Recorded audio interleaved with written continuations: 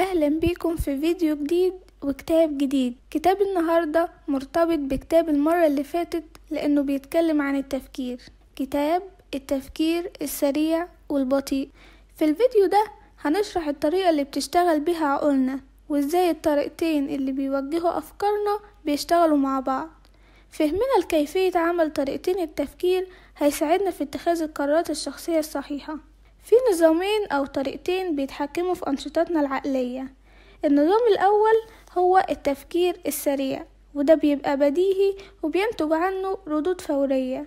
والنظام التاني هو التفكير البطيء العقلاني، وده بيبقى مبرمج للتحليل والتقييم، وبعد كده بيبدأ يستجيب، على عكس التفكير السريع اللي بيستجيب بسرعة من غير تحليل. النظام الأول البديهي مسؤول عن الأنشطة التلقائية زي المشي مثلا، لكن النظام التاني العقلاني بيحتاج منك الاهتمام الكامل. عادة لما بتعمل حاجة غير تلقائية زي العمليات الحسابية هتكون بتعتمد على النظام التاني العقلاني علشان تعرف النتيجة.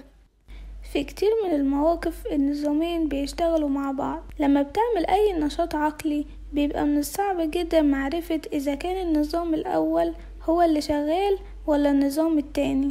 طب ازاي النظامين بيتداخلوا مع بعض؟ النظام البديهي السريع بيديك إشارات بتتمثل في الانطباعات والمشاعر والحدس. كل ده بيبقى معتمد على الأفكار والمعتقدات اللي عملها النظام العقلاني البطيء. عقولنا مهيئة دايما للتفاؤل حتى لو مفيش أي ضمانات لتحقيق نتائج جيدة، فالتفاؤل بيدينا انطباع بأن عندنا سيطرة كبيرة على الموقف، وده ممكن يكون غلط. الشعور بالتفاؤل الوهمي ده هيعطل قدرتنا العقلانية على حساب المخاطر، وهيمنعنا من اننا نتعلم من اخطاء الماضي او من مشورة الخبراء في المجال ده. على الرغم من انك لما تفكر بشكل عقلاني وموضوعي هيساعدك تاخد قرارات جيدة وتحكم على الامور بطريقة صحيحة. علشان تلاحظ ازاي لما تبص للموقف بطريقة موضوعية بيغير وجهة نظرك.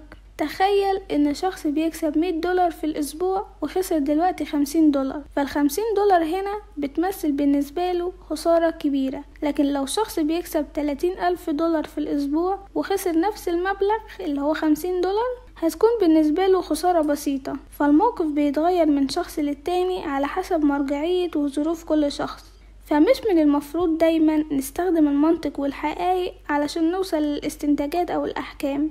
التأثيرات الخارجية بتأثر في اختياراتنا وأحكامنا بدرجة كبيرة. فمثلا ممكن تعتقد انك حققت صفقة كبيرة لما تشتري منتج سعره أقل من $40 إلى $35، ومع ذلك مش هتشوف ان $35 صفقة جيدة لو لقيت نفس المنتج بيتباع في مكان تاني بسعر $30. كمان ردود أفعالنا العاطفية بتأثر فينا، فلما نتعرض لأخبار سيئة عادة بنسيب عواطفنا تأثر في حكمنا على الأمور. فمثلا لو قرينا أخبار عن تحطم طيارة فهنعتقد ان الطيارات غير آمنة حتى لو كانت حوادث الطيران نادرة جدا، وهتبدأ عقولنا بدون وعي تصدق المخاطر حتى لو ما كانتش عقلانية. فهمنا تأثير عواطفنا علينا بيدينا القدرة على تقليل الاتجاه غير المنطقي وناخد قرارات أفضل وأكتر منطقية ودقة. تخيل انك في امتحان وفي سؤال له 4 اختيارات. لو ما كنتش متأكد من الإجابة فاحتمال تحدد الإجابة المألوفة أكتر بالنسبة لك، وده علشان عقولنا بتفترض بشكل تلقائي إن المألوف والمعروف بالنسبة لنا لازم يكون صح. لو عرفت التأثير ده عليك فمن المفترض تستخدم التفكير العقلاني وتوصل لإجابة مناسبة أكتر. وبنفس الطريقة لو طبقت التفكير العقلاني للتفكير في حوادث الطيران هتعرف إن فرص حدوثها قليلة جدا. في كتير من الطرق التانية اللي بتأثر فيها العواطف على حكمنا وقراراتنا، فالافتراضات والبديهة طرق منتشرة جدا لده.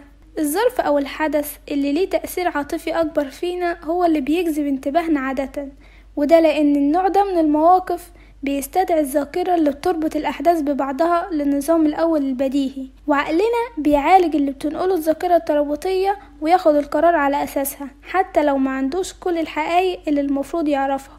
لازم نجبر نظامنا التاني العقلاني على تحليل الحقائق قبل ما ناخد أي قرار، بدل ما نسيب عواطفنا تتولى المسؤولية. وبالطريقة دي بس هنقدر نتغلب على تأثير العواطف على اختياراتنا. لما بنواجه ظرف أو وضع ما بتبقى الاستجابة النموذجية بتتمثل في اختيار الطريقة الأسهل. عقولنا دايما بتميل لإتباع المسار الأقل تعقيدا، ونقبل التفسير اللي ما يربكناش أكتر. لو قدامك طريقين بيوصلوا الفندق، هتلاقي نفسك بديهيا بتختار الطريق المعروف أكتر بالنسبة لك. في المواقف دي الناس بتعتمد النظام الأول، النظام التاني بيظهر بس لما تكتشف ان الطريق غلط، فهتفكر بشكل عقلاني وتحل المشكلة بالتفكير التحليلي والمنطق المعقول. احنا في حاجة لتشجيع عقولنا اننا ننظر لأبعد الحدود علشان نراقب الحقائق والحلول المتاحة، ونتجاهل المشاعر والانطباعات البديهية. مش كل حاجة بتحصل منطقية، وما نقدرش على طول نقدم تفسيرات منطقية لكل حاجة، لكن عقولنا بتحاول تعمل قصص وتربط الأحداث علشان تخلي كل المواقف منطقية. وعلشان نفهم أي حاجة بسهولة فعقولنا بتخلق أوهام، والأوهام والقصص المخترعة بنسميها البديهة. نتيجة لتأثير البديهة ممكن ينتهي بيك الأمر باتخاذ قرار في موقف معين يتعارض مع الحقائق الواقعية، والقرارات والأحكام اللي مش بتستند لحقائق واقعية بتكون غلط. هل ده معناه ان البديهة مضللة؟ مش دايما، فالبديهة احيانا بتكون مفيدة، وخصوصا اللي بتتسمى ببديهة الخبراء، ودي بتبقى بعد تجربة كبيرة في مجال معين.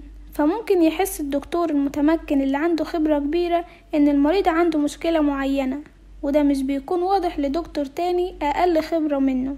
بينشأ النوع ده من البديهة من انعكاسات العقل، ونقدر نثق به لما يكون من متخصص. ففي حالة الدكتور اللي شاف مرضى كتير عندهم نفس الأمراض المتشابهة، هتكون بديهيته مبنية على التجارب. لازم نكون حذرين في الاعتماد على بديهيتنا، نثق فيها بس لما يكون عندنا أساس متين للثقة دي. فمثلا الوثوق ببديهة الأم لأنها عارفة طفلها كويس. على العكس، فإن إحساسك البديهي بأن شخص تعرفه ممكن يتعرض لحادثة عربية ممكن يكون مجرد خوف غير عقلاني. إزاي الخوف من الخسارة بيأثر فينا؟ خوفنا من الخسارة بيتغلب ويفوق على متعة الربح. الخوف بيخلينا نفوت فرص كبيرة. للسبب ده بيتردد المستثمر في بيع الأسهم على الرغم من تراجع السعر، فكرهه للخسارة هيمنعه من البيع. دليل تاني على الخوف من الخسارة هو تأثير الموارد، اللي بيوضح ان البشر بيدوا قيمة اكبر للحاجات لمجرد انهم بيملكوها، فاحنا بنضيف قيمة وهمية للحاجات اللي عندنا بالفعل، وده بيظهر قوي لما نعرضها للبيع. فمثلا لو كنت بتحاول تبيع ساعة قديمة تخص والدك، فيكون السعر اللي تتوقعه اكبر بكتير من المبلغ اللي هيكون المشتري العادي مستعد يدفعه.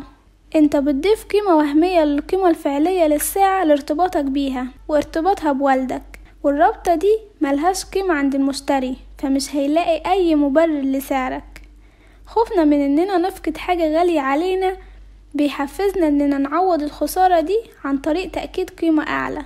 واخيرا لما نفهم اكتر عن تأثير نظام العقل البديهي، هنقدر نعرف ازاي بتحصل القرارات الغير منطقية والمفروض نعمل ايه علشان نتجنبها.